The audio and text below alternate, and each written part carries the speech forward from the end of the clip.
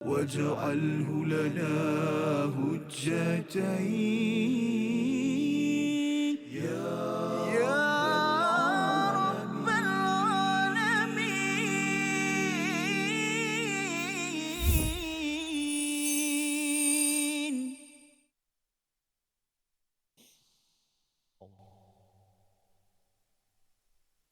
بسم الله الرحمن الرحيم ورسولا إلى بني إسرائيل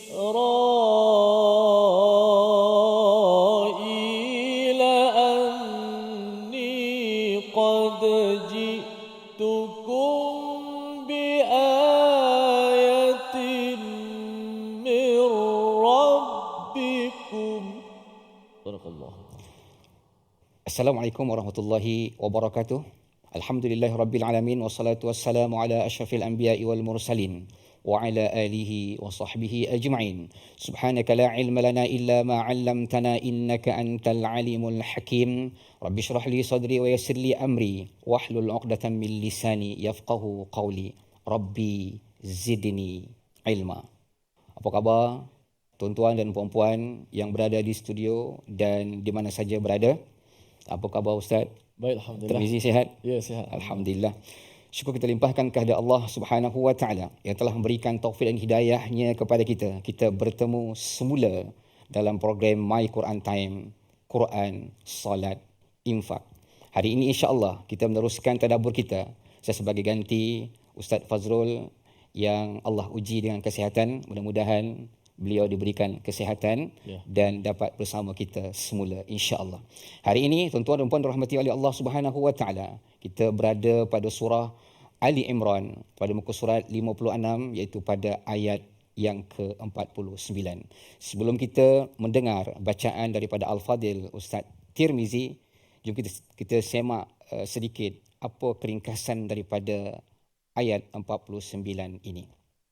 Sinopsis ringkas iaitu mukjizat dan keistimewaan baginda Nabi Isa alaihi salam. Sekurang-kurangnya mukjizat baginda pada ayat ini disebutkan oleh para mufassirin atau secara jelas ayat ini menjelaskan kepada kita ada 5 mukjizat yang Allah ingin sampaikan kepada kita dan agar kita mengambil iktibar ataupun pengajaran daripada ayat 49 ini. Dengan demikian, kita mempersilahkan kepada Al-Fadil untuk membacakan ayat tersebut. Falyatafaddal mashkur. Baik, alhamdulillah, terima kasih pada Fadil Ustaz Safri Muhammad Zain, tu sasuh pula saya. Dan tak lupakan kepada para penonton yang sentiasa setia dalam My Quran Times, Quran, Salat dan Infak. Hari ini ayat 49 surah Ali Imran, sebagaimana sinopsis ringkasan telah disampaikan oleh Fadil Ustaz Safri tadi, menggambarkan kepada kita bagaimana mukjizat yang dibawa oleh Nabi untuk sama-sama kita mengambil iktibar dan pengajaran. Namun sebelum kita pergi lebih jauh bincang tentang mukjizat, perkara-perkara yang hebat, yang luar biasa yang mungkin tak terfikir di akal kita, kita nak baca terlebih dahulu wahyu ini, kerana Al-Quran itu sesuatu yang mesti dibaca, yang dibaca kerana bila kita baca Allah Subhanahu Wa Taala berikan rahmat kepada kita dan mudah-mudahan Allah permudahkan urusan kita untuk memahami ayat-ayatnya insya-Allah.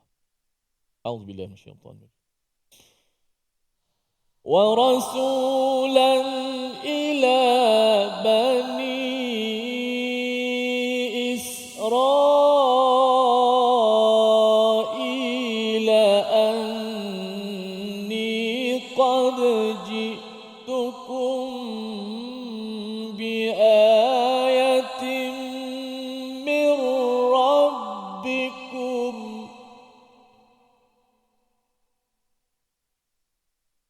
أني أخلق لكم من الطين كهيئة الطير فأنفخ فيه فيكون طيرا بإذن الله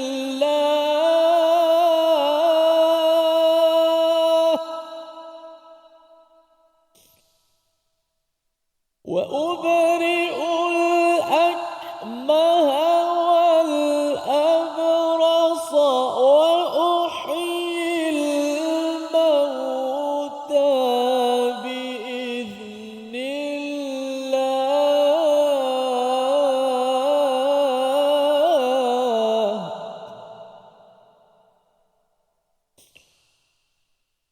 وأنبئكم بما تأكلون وما تدخرون في بيوتكم إن في ذلك لآية لكم إن في ذلك لآية لكم إن كنتم مؤمنين.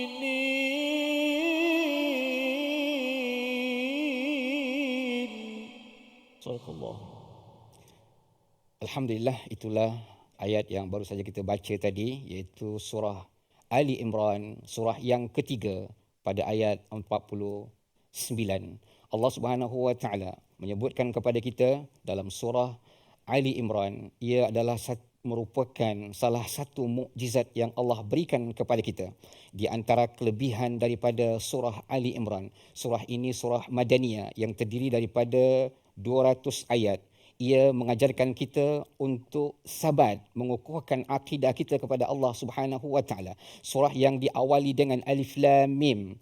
Allahu la ilaha illa huwal hayyul qayyum. Kita tidak tahu bahawasanya Allah itu Maha mengetahui. Ini merupakan satu akidah yang amat penting dalam kehidupan kita, meyakini dengan kewujudan Allah Subhanahu wa taala. Surah Ali Imran juga memberikan kepada kita suatu pendidikan yang amat sempurna sebagaimana yang Allah gambarkan pada ayat 33. Innallaha astafa Adama wa Nuha wa ala Ibrahim wa ala Imran 'alal alamin.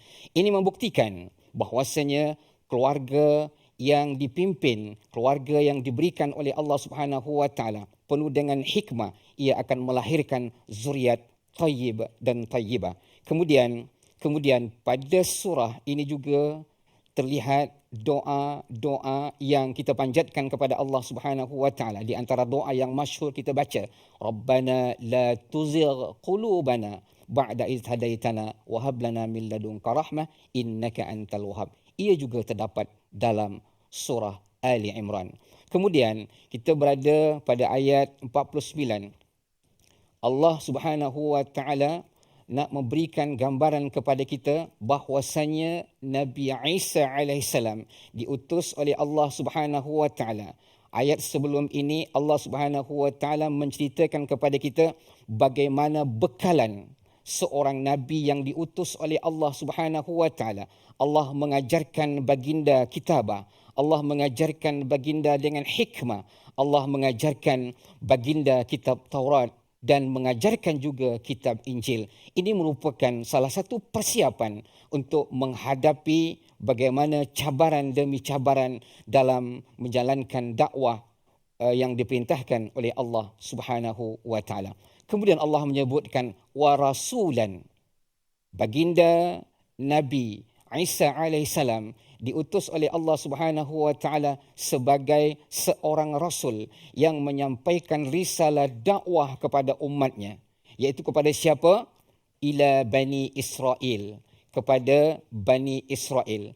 Kemudian selepas baginda mengakui baginda adalah seorang rasul yang diutus oleh Allah Subhanahu wa taala kepada kaumnya, bukan setakat diutus begitu saja, maka ada bekalan-bekalan yang diberikan oleh Allah Subhanahu wa taala. Apa kata baginda? Anni qad ji'tukum bi ayatin min rabbikum. Sesungguhnya aku datang kepadamu dengan sebuah tanda mukjizat daripada Tuhanmu. Di sinilah Allah nak membuktikan bahwasanya Nabi Isa yang diutus oleh Allah Subhanahu wa taala sebagai seorang rasul, sebagai utusan Allah, maka baginda mengakui kerasulan baginda dengan mukjizat-mukjizat yang diturunkan oleh Allah Subhanahu wa taala.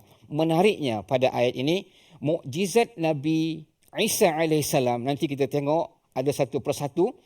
Ada 5 pada ayat 49 ini, tetapi pada ayat ini menariknya disebutkan biayatin. Satu mukjizat, satu tanda. Dan dijelaskan mukjizat yang banyak. Kenapa disebutkan satu tanda? Ia menunjukkan bahawa semua mukjizat yang diberikan oleh Allah Subhanahu wa taala kepada baginda Nabi Isa alaihissalam merupakan satu tujuan. Apa tujuan mukjizat yang diberikan oleh Allah Subhanahu wa taala kepada baginda? Untuk mengesahkan Allah, mentauhidkan Allah dan tidak meragukan kedudukan pencipta kita iaitu Allah Subhanahu wa taala. Jadi dengan demikian bekalan yang disediakan oleh Allah Subhanahu wa taala kepada baginda Nabi Isa alaihissalam merupakan sesuatu yang datang daripada Allah Subhanahu wa taala yang tidak dapat diragukan lagi. Jadi tuan-tuan dan puan dirahmati oleh Allah Subhanahu wa taala, marilah kita mengambil iktibar daripada kisah Nabi Isa alaihissalam dalam kehidupan kita agar kita menjadi insan yang terpuji di hadapan Allah Subhanahu wa taala. Kita berehat seketika. My Quran Time, Quran, Salat. واجعله لنا هجتين يا رب العالمين.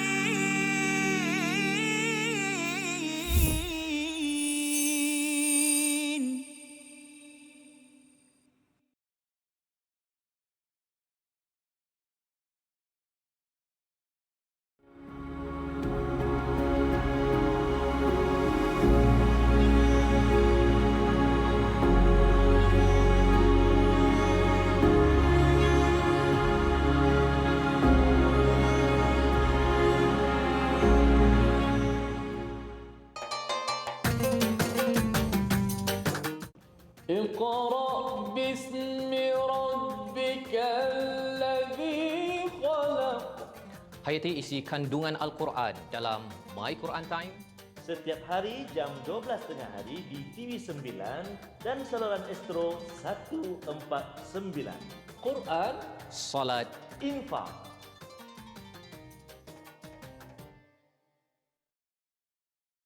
منهما جاهينا وارزقنا تلاوته.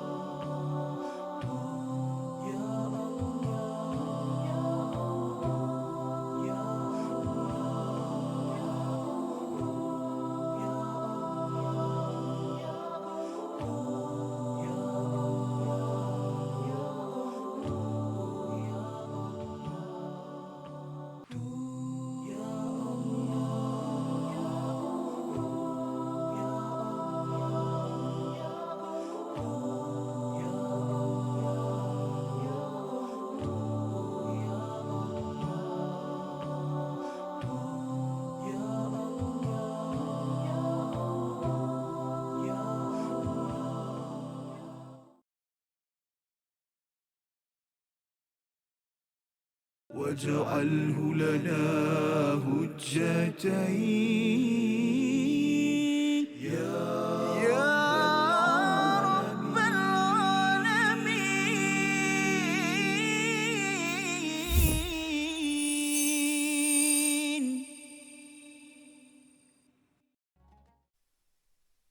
أني أخلق لكم من الطين كهيئة الطير فأنفخ فيه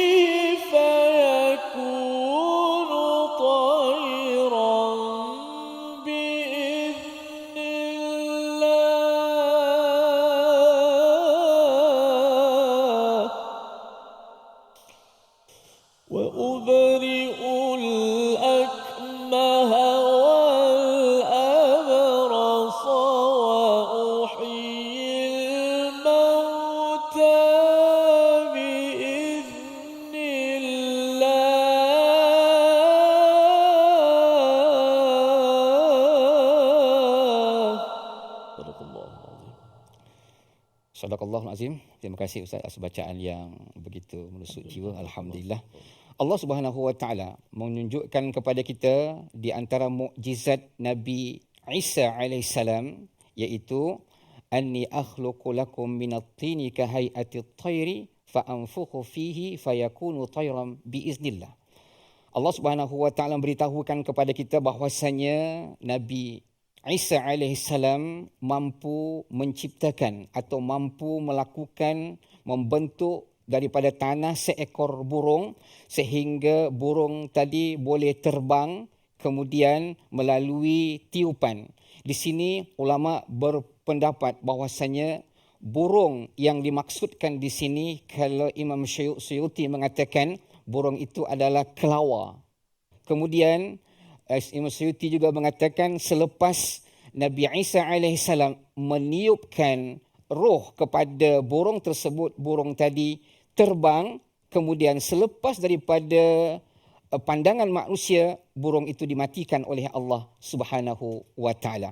Artinya, kenapa dimatikan oleh Allah Subhanahu wa taala? Allah nak bagi tahu kita, Ustaz kan? Allah nak bagi tahu kita bahwasanya penciptaan Allah adalah amat sempurna. Ciptaan manusia atau buatan manusia hanya terbatas. Jadi, ketika Allah Subhanahu wa taala menyebutkan Nabi Isa mampu menghidupkan yang telah mati, ini merupakan salah satu mukjizat yang berlaku pada diri baginda Nabi Isa alaihissalam. Kemudian mukjizat yang kedua, apa kata Allah Subhanahu wa taala? Wa ubri'ul akmaha wal abrasa wa uhyil mauta biiznillah. Kemudian Nabi Isa juga mampu menyembuhkan penyakit akmaha. Akmaha ini menurut Imam Qurtubi mengatakan adalah satu penyakit buta yang dibawa sejak lahir. Beza dengan umyun atau a'ma. Kita selalu dengarkan summum bukmun umyum fahum la yubsirun. Umun ini adalah secara umum penyakit mata, tetapi boleh yang terkadang ia sakit itu dapat setelah besar ataupun sebabkan penyakit lain. Tetapi kalau disebutkan akmaha adalah satu kebutaan daripada kecil, ataupun Imam Qatadah mengatakan sejak lahir lagi dia sudah buta. Kalau seandainya buta ini berlaku selepas dewasa dan sebagainya, boleh diubati. Tetapi bila di bawaan lahir, kata bahasa kita Ustaz kan, kalau dibawa lahir sangat mustahil. Tetapi mukjizat Nabi Isa alaihissalam boleh menyembuhkan penyakit tersebut. Kemudian wal abras, dan mukjizat yang lain, Nabi Isa alaihissalam mampu menyembuhkan penyakit, kalau bahasa kita sopa ataupun kusta, putih-putih di badan kita, mampu diobati oleh Nabi Isa alaihissalam.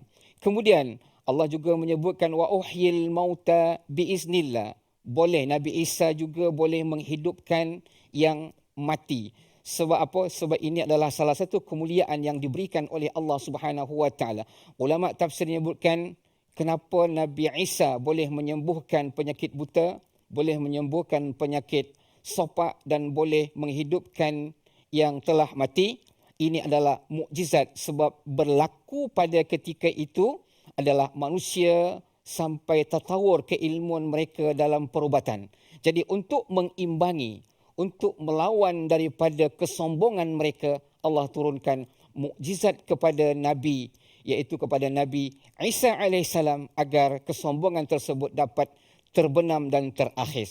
Kemudian Imam Ibn Katsir menyebutkan setiap para rasul yang diutus oleh Allah Subhanahu wa taala ada mukjizat-mukjizat yang tertentu. Seperti Nabi Musa alaihissalam, pada ketika itu sihir sangat meleluasa, maka Allah berikan kepada Nabi Musa alaihissalam tongkat menjadi ular, tangan menjadi putih. Kemudian zaman Nabi Isa alaihissalam, perubatan sangat masyhur pada ketika itu, Allah beri mukjizat yang agung kepada Nabi Isa alaihissalam. Begitu juga kepada baginda Nabi sallallahu alaihi wasallam, iaitu mukjizat. Sebab apa? Pada ketika itu sastrawan yang amat hebat melantungkan syair-syair, maka Allah datangkan kepada baginda Nabi sallallahu alaihi wasallam Al-Quranul Karim. Tetapi mereka mengingkari, tetapi mukjizat-mukjizat yang diberikan oleh Allah Subhanahu wa taala mereka mengingkari dan mereka tidak menyukai apa yang disampaikan oleh baginda Nabi sallallahu alaihi wasallam, sehingga Allah menyebutkan dalam surah Al-Baqarah ayat 30. Mungkin tak persilakan tak baca Ustaz. InsyaAllah Fadil Ustaz Safri meminta kepada kita untuk kita berpindah kepada ayat yang ke 30 Ustaz. 30 surah Al-Baqarah. Ayat 23. 23. Wa in kuntum. Okey. Kita nak berpindah kepada ayat 23 yang pernah kita tadabbur untuk kita menjelaskan lagi ayat-ayat yang telah kita tadabbur. Jom kita dengar dahulu ayat 23 suratul Baqarah. Auzubillahi minasyaitanir. Wa in kuntum fi raibin mimma nazzalna ala abdina fa'tu bisuratin min mithlihi wad'u syuhada'akum min dunillah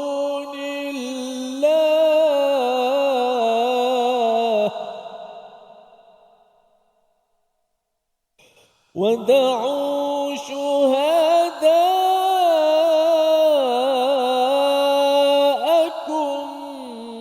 من دون الله إن كنتم صادقين. بارك الله.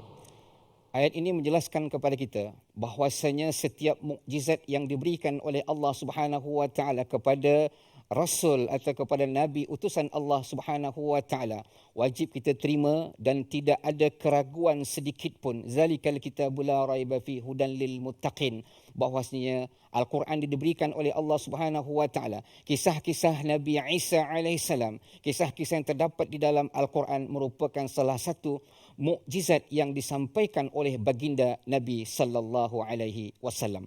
Menarik, pada ayat 49 surah Ali Imran ini Allah menyebutkan perkataan biiznillah. Kalau kita perhatikan ada dua kali Allah sebutkan biiznillah pada ayat ini. Imam Ar-Razi mengatakan bahwasanya biiznillah disebutkan pada ayat ini adalah merupakan salah satu taukid, menguatkan ataupun memberikan keteguhan kepada baginda Nabi Isa alaihissalam untuk menyampaikan risalah dakwah agar baginda dapat diterima oleh masyarakat pada ketika itu, dan membuktikan bahwasanya perkataan biiznillah yang biasa kita sebut insya-Allah dan biiznillah adalah salah satu yang diizinkan oleh Allah Subhanahu wa taala. Ketika baginda menyembuhkan penyakit buta, ketika baginda menyembuhkan penyakit sopak, ketika baginda menghidupkan mematikan, baginda memohon doa kepada Allah Subhanahu wa taala. Berdoa kepada Allah Subhanahu wa taala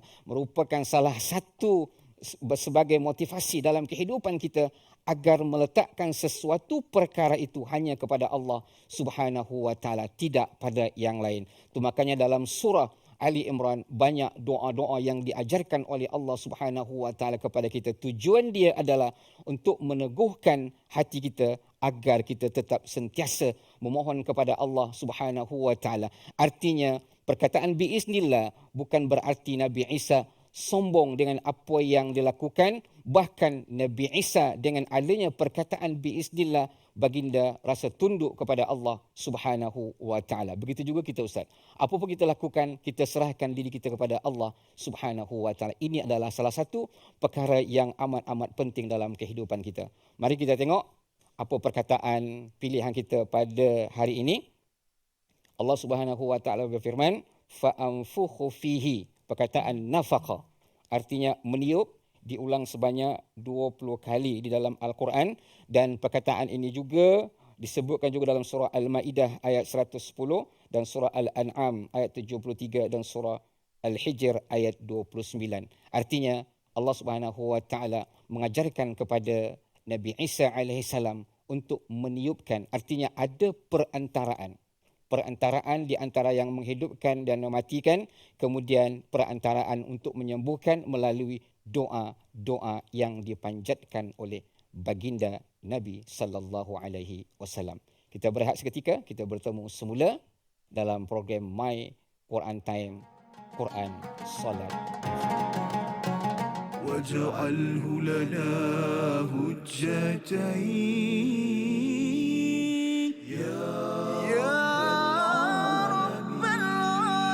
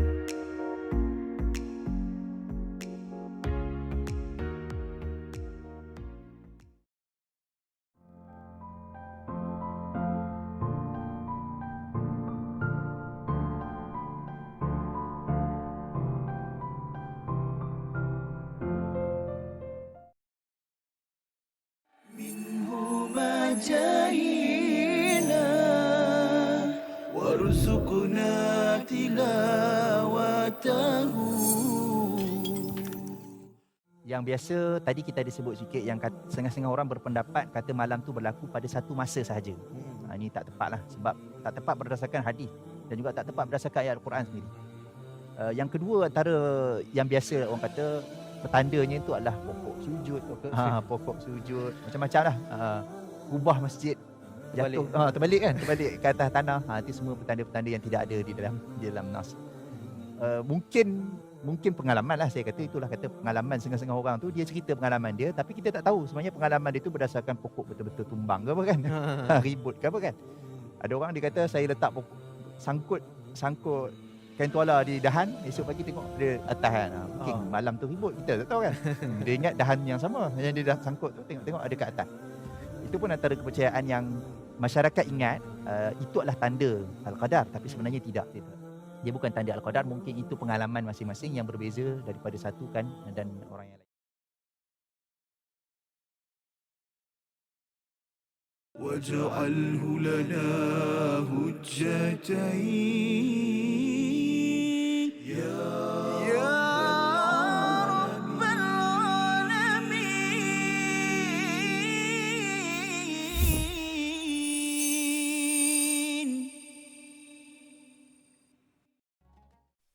نور الهدى وفنا بحسنه أحيانا وباللقاء حيانا صلى عليه مولانا نور الهدى وفنا بحسنه أحيانا وباللقاء حيانا صلى عليه مولانا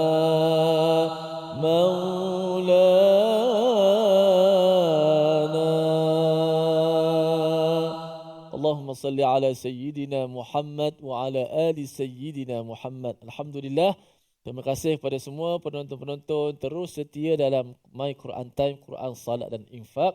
Alhamdulillah, kita dah dengar sebahagian daripada tadabbur ayat yang ke-49. Satu ayat saja kita pada hari ini bersama-sama dengan penonton-penonton di rumah dan juga tak lupakan penonton di studio. Kumpulan Istiqamah kita yang terus istiqamah datang ke studio untuk sentiasa mendengar catatan ilmu, sudah pastilah daripada kalam ilahi ini, dan ayat 49 yang kita dah belajar sebahagian pada hari ini, mukjizat yang hebat yang mana menjadi pengajaran kepada kita semua. Namun untuk kali ini kita nak sedikit menyemak bacaan, menyemak ulang kaji tajwid dan cuba menghafal perkataan-perkataan daripada ayat-ayat ini supaya kita lebih dekat dengan ayat Allah Subhanahu Wa Taala dan memberi bekas kesan dalam hati-hati kita semua. Baik, kita lihat yang pertama sekali dalam paparan kita, ulang kaji kita tajwid. Memperbetulkan sebutan kalimah Israel dan juga qad ji'tukum. Okey, dalam baris pertama kita baca tadi, wa rasulan ila bani Israel anni qad ji'tukum bi ayatin min rabbikum. Suka untuk saya mengajak sidang penonton sekalian untuk fokus pada kalimah bani Israel dan juga qad ji'tukum. Iaitulah perkataan Bani Israel, perkataan Israel. Wa rasulan ila bani Israel anni qad ji'tukum. Wa rasulan ila bani Israel.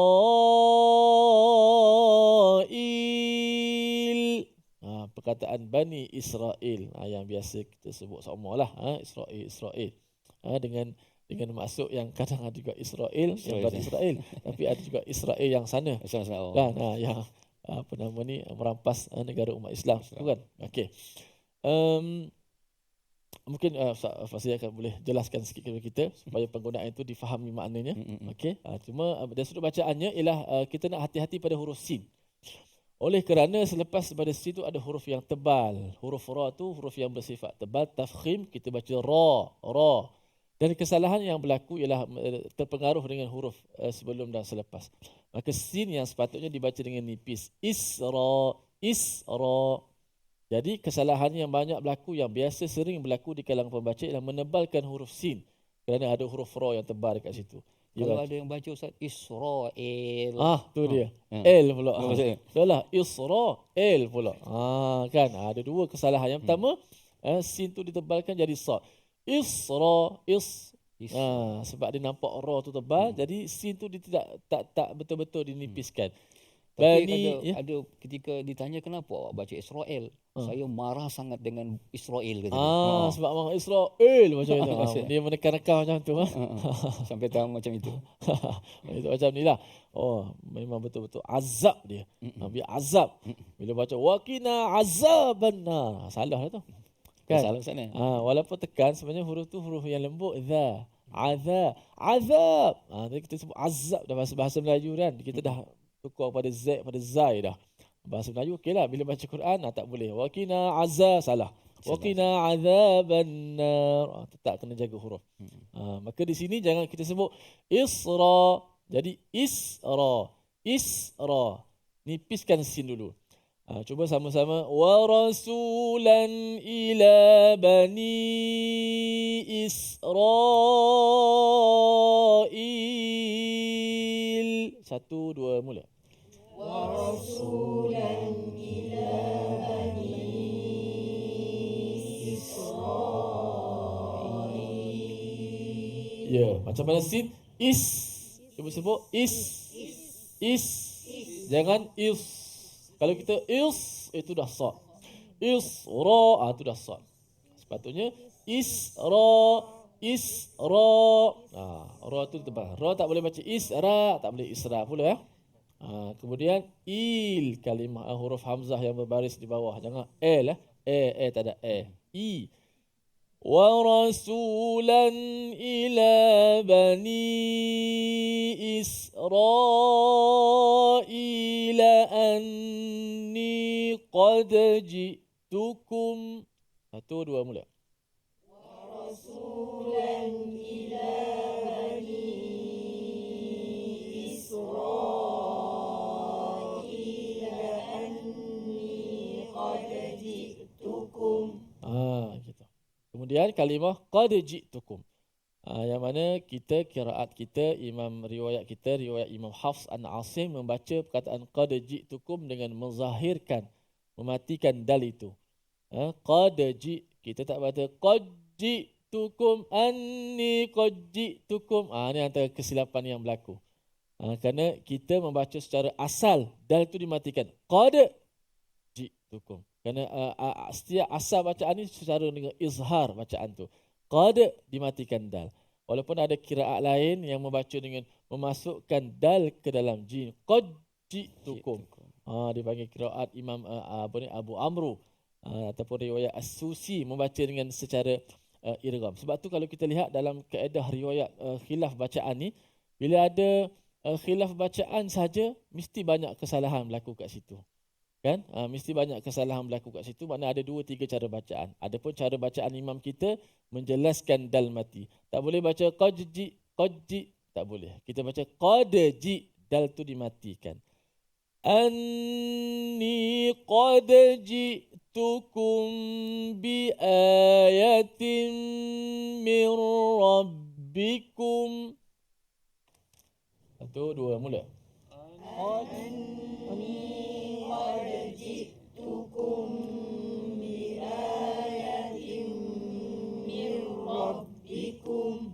Kerana huruf dal dan jim ni huruf yang lidah. Dal hujung lidah, jim tengah lidah, maka dekat. Maka memanglah nak mudah bacaan yang idgham kan. Qadji terus senang, tapi tak. Bacaan kita secara izhar. Bila izhar, jelaskan dal tu mati. Dan kebetulan dal tu adalah huruf qalqalah. Maka kena pantulkanlah qalqalah. Qadji. Jangan sembunyikan dia. Kalau sembunyikan dia, seolah-olah dal tu masuk dalam jim. Jadi bacaan tu secara idgham. Sedangkan di sini bacaan secara izhar. Maksud izhar sini menjelaskan dal mati. Jangan kita faham bila sebut izhar ki je nampak. Kan? Bila sebut izhar ni faham saya izhar ki. Izhar syafawi. Tiba-tiba ada juga izhar qadji, tak faham. Maksud izhar di sini ialah menzahirkan dal tu mati. Dal tu tidak diidghamkan ke dalam jim. Bahkan dal tu dibaca secara izhar. Menjelaskan ataupun zahirkan dal tu dimatikan. Jom kita baca daripada awal. Wa rasulan ila bani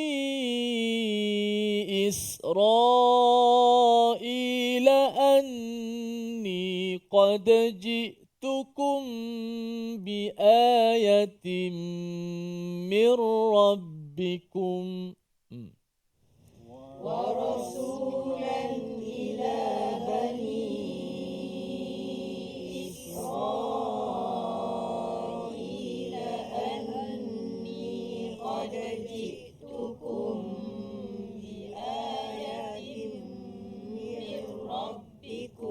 ورسولا إلى بني إسرائيل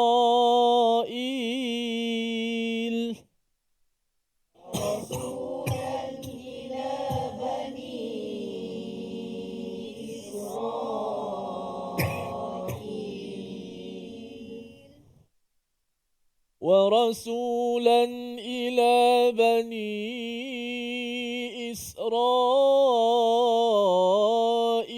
أني قد جئتكم بآية من ربكم ورسولا إلى بني إسرائيل أني قد جئتكم بآية من ربكم. Sadaqallahul Azim. Begitulah 2 tempat untuk kita ambil perhatian. Perkataan Israel supaya sin tu tak ditebalkan. Israel. Kemudian dijelaskan pada hukum dal mati bertemu dengan jim. Kita baca secara jelas dal tu dimatikan, izharkan. Anni qad ji'tukum. Wallahu alam. Kita nak berehat seketika. Kembali nak bertadabbur selepas ini. Jangan ke mana-mana. My Quran Time. واجعله لنا هجتين يا رب العالمين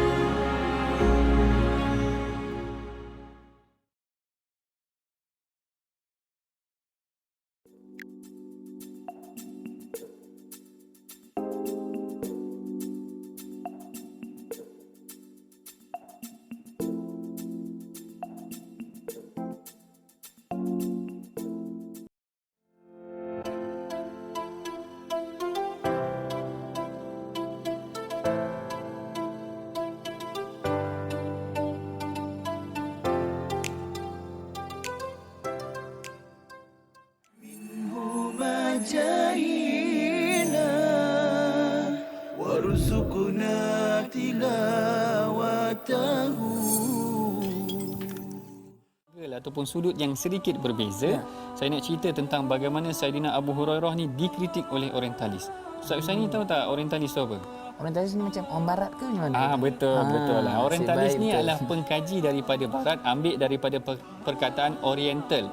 Maknanya orang yang mengkaji tentang orient iaitu timur, yang berasal daripada barat, maknanya orang barat yang mengkaji tentang Islam. Yang ni salah satu subjek yang saya mengajar di USIM ya, maknanya bagaimana orientalis mengkritik ataupun mengkaji tentang Al-Quran dan hadis. Salah sebuah kritikan yang dikenakan ke atas Abu Hurairah adalah salah sebuah kritikan yang dikenakan oleh orientalis ke atas hadis adalah mereka mengkritik Abu Hurairah. Seorang tokoh mereka yang terkenal namanya Ignaz Gottschier. Ignaz Gottschier ni orang Hungary. Orang Hungary bukan orang lapar, orang Hungary maknanya berasal daripada Hungary. Dia berasal daripada barat tapi dia belajar di Azhar. Masya-Allah. Maknanya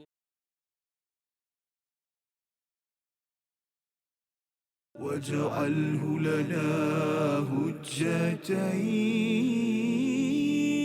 يا رب العالمين.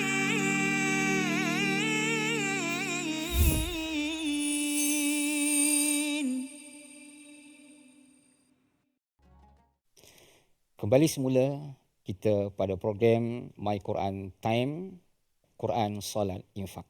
Tuan-tuan dan puan rahmati oleh Allah Subhanahu Wa Taala, kita baru sahaja tadi membaca ayat suci Al-Quran dan kita ulang-ulang. Semoga ia tersemat dalam hati kita sehingga ianya menjadi satu amalan dalam kehidupan kita. Ketika Allah Subhanahu Wa Taala menyebutkan kepada kita tentang Nabi Isa alaihissalam, mukjizat yang dikurniakan oleh Allah Subhanahu Wa Taala kepada baginda, di antaranya burung yang diciptakan daripada tanah boleh hidup. Kemudian baginda juga boleh menyembuhkan penyakit buta, kemudian penyakit sopak, kemudian baginda juga mampu menghidupkan yang telah mati. Cuma dalam satu riwayat yang disebutkan oleh Imam Fakhr Razi, yang menghidupkan mematikan ini, kata beliau adalah sebelum mayat itu dikuburkan dan sebelum mayat itu membusuk, dan tidak ada riwayat yang mengatakan bahawasanya Nabi Isa menghidupkan yang sudah menjadi tulang belulang. Ini tugas Allah Subhanahu Wa Taala. Kemudian tuan-tuan dan puan rahmati oleh Allah Subhanahu Wa Taala, kita nak melihat apa mukjizat berikutnya yang diberikan oleh Allah Subhanahu Wa Taala kepada baginda Nabi Isa alaihissalam. Sebelum itu, mari kita semak bacaan yang akan dilantunkan oleh Al-Fadil Ustaz Tirmizi. Falyatafaddal mashkura. Baik, alhamdulillah, terima kasih kepada Ustaz Safri. Kita nak sambung bahagian yang terakhir saya kira daripada ayat wa unabbiukum. Ya, baik. Baik, kita baca ayat wa unabbiukum sampai akhir ayat 49 insya-Allah. Bismillahirrahmanirrahim. Wa unabbiukum بما تأكلون وما تدخرون في بيوتكم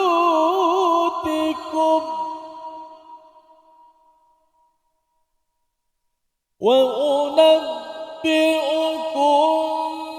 بما تأكلون وما تدخرون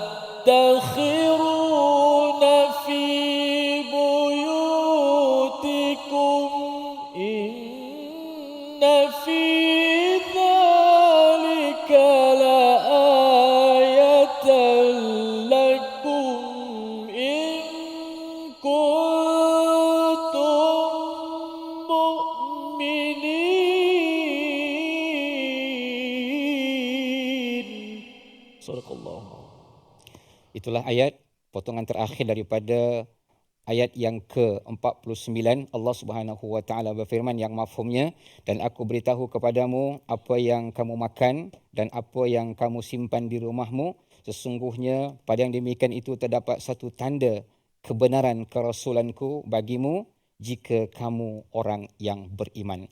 Mukjizat yang terakhir ini yang Allah sebutkan pada ayat 49 ini, bahwasanya Nabi Isa diberikan pengetahuan bagaimana pengetahuan baginda dapat mengetahui apa yang kita makan ataupun apa yang telah kita makan.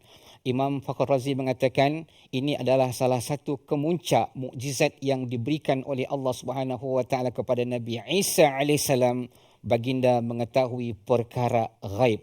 Namun perkara ghaib yang diberikan oleh Allah Subhanahu wa taala kepada baginda campur tangan Allah Subhanahu wa taala. Artinya ikhbarun, Allah Subhanahu wa taala memberitahukan kepada baginda apa yang telah berlaku. Menariknya pada ayat ini Ustaz. Ya.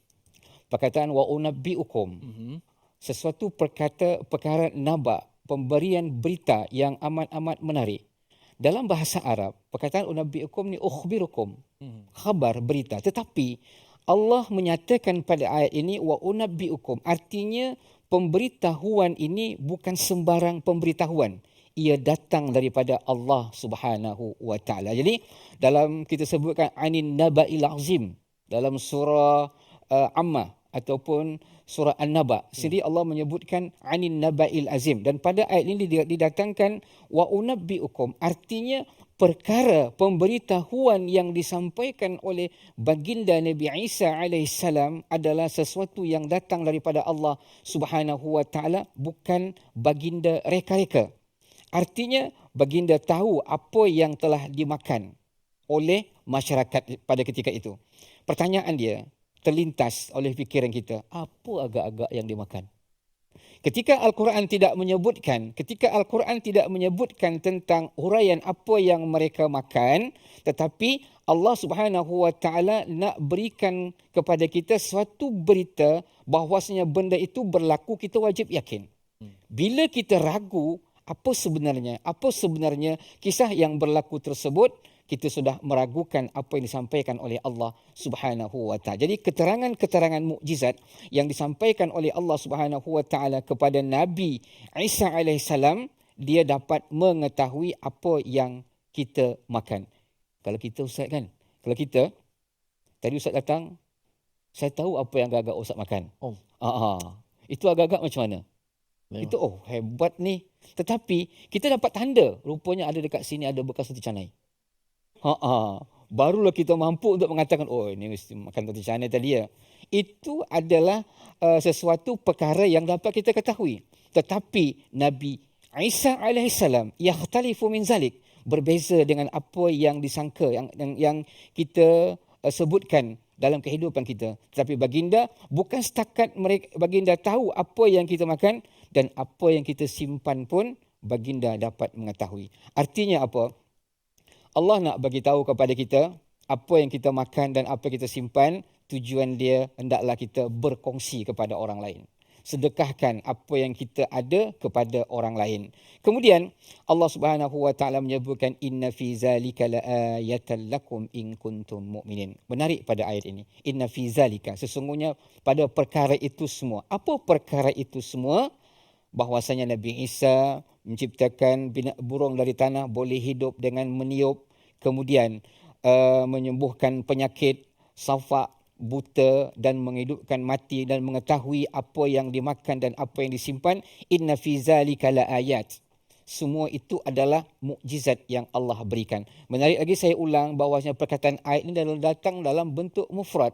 Sementara cerita mukjizat ini ada 5 perkara. Mukjizat yang disampaikan oleh Allah Subhanahu wa taala tentang mukjizat Nabi Isa alaihissalam, tetapi disebutkan ayat. Artinya tujuan mukjizat yang disampaikan oleh Allah Subhanahu wa taala dan ditunjukkan oleh baginda Isa alaihissalam adalah tujuan dia satu. Apa tujuan dia? Untuk mengesahkan Allah dan mengakui kerasulan baginda Nabi Isa alaihissalam. Kemudian ayat ditutup dengan in kuntum mu'minin. Jika kamu adalah orang-orang yang beriman. Artinya tanpa keimanan yang betul-betul karena Allah Subhanahu wa taala, kita tidak akan percaya. Bolehkah Nabi Isa menghidupkan yang mati? Bolehkah? Timbul pertanyaan seperti itu. Bolehkah menyembuhkan penyakit yang tidak boleh disembuhkan oleh akal manusia, sains dan sebagainya. Tetapi bila kita didasari dengan keimanan kita kepada Allah Subhanahu wa taala, semua itu adalah berlaku dan kita meyakini bahwasanya Allah Subhanahu wa taala mampu memberikan apa sahaja yang diberikan oleh Allah Subhanahu wa taala. Jadi ayat ini merupakan satu kesimpulan bahwasanya Allah itu Maha Kuasa dan menepis perkataan-perkataan kaum daripada Bani Israel Najran yang menentang baginda Nabi sallallahu alaihi wasallam. Tuan-tuan dan puan dirahmati oleh Allah Subhanahu wa taala, bagi menyebutkan keringkasan daripada ayat tersebut, mari sama-sama kita melihat resolusi kita pada hari ini. Yang pertama, beri ucapan yang baik dan berkata benar. Kemudian yang kedua, guna kepakaran yang ada untuk mengubati dan membantu orang lain. Ini sangat dituntut dalam kehidupan kita. Kemudian, ajarkan kepada anak-anak kita ataupun kisah para anbiya sejak kecil.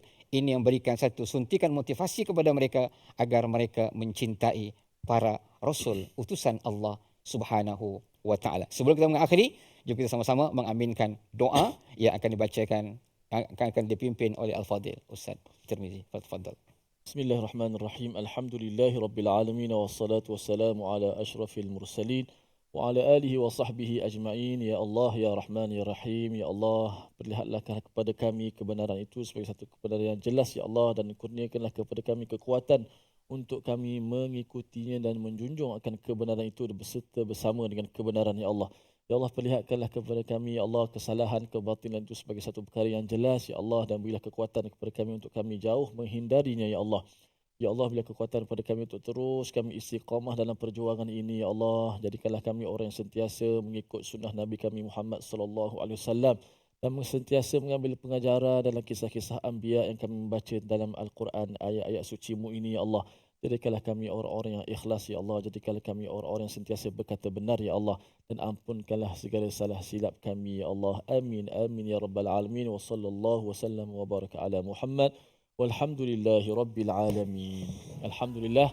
Yang itulah kupasan daripada ayat 49. Kita dah belajar. Mudah-mudahan benar-benar masuk dalam diri kita untuk kita jadikan azimat atau kekuatan dalam kehidupan kita untuk mendasari kehidupan ini dengan Al-Quranul Karim. Dan untuk itu kita mengajak semua rakan-rakan dalam tabung gerakan Al-Quran untuk sama-sama kita membantu menggerakkan Al-Quran dalam kehidupan kita dan seluruh umat dapat merasainya. Dan juga ada QR code, kita boleh scan di QR code di skrin kita untuk kita terus dapat permudahkan urusan infak kita, insya-Allah. Dan insya-Allah sehingga kita bertemu lagi pada waktu yang akan datang dalam My Quran Time, Quran, Salat dan Infak. Assalamualaikum warahmatullahi wabarakatuh.